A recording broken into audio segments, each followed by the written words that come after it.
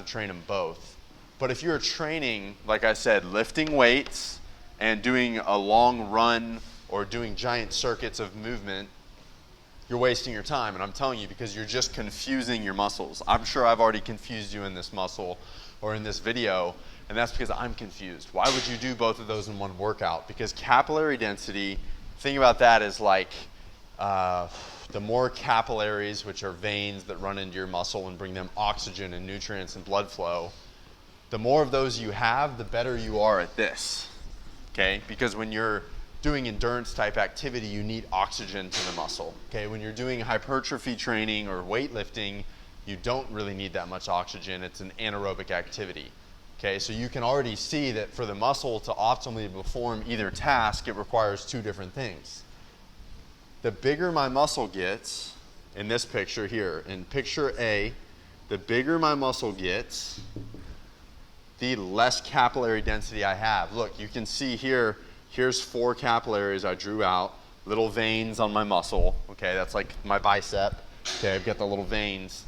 That's 4, and then I have 4 over here on the smaller muscle, which looks more dense in terms of capillary density. B, right? Because there's less surface area for those capillaries to cover. So which one of these is going to be better at endurance type activity?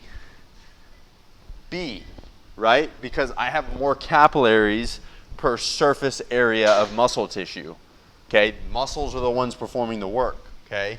So if I'm a big, juicy bodybuilder with giant muscles, I have lower capillary density. Not only that, look down here where it says number and size of mitochondria. When I train for endurance, I increase the amount of mitochondria I have and the size of them. Why? Because the mitochondria is where the electron transport chain is. That's where all aerobic activity happens. That's where you produce a lot of energy with oxygen. When I do hypertrophy training, I'm not doing aerobic type activity, so I don't even use my mitochondria, so therefore I'm not training my mitochondria. So I don't see an increase in number of size. Do you see why you got to separate these two? Because your muscle's getting confused, because you're giving it a stimulus to grow in size, but at the same time you're giving it a stimulus to increase in capillary density. Which one's it gonna pick?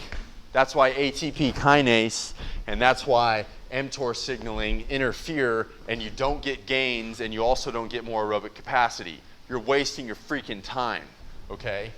Apart from that, let's talk about aerobic enzymes versus anaerobic enzymes. There are 2 different types of enzymes. There's 30, 40 of them I could mention here, but for the sake of this video, just understand that there are enzymes that favor endurance and there are enzymes that favor hypertrophy. And if you do them both in one training session, like Johnny Go lately,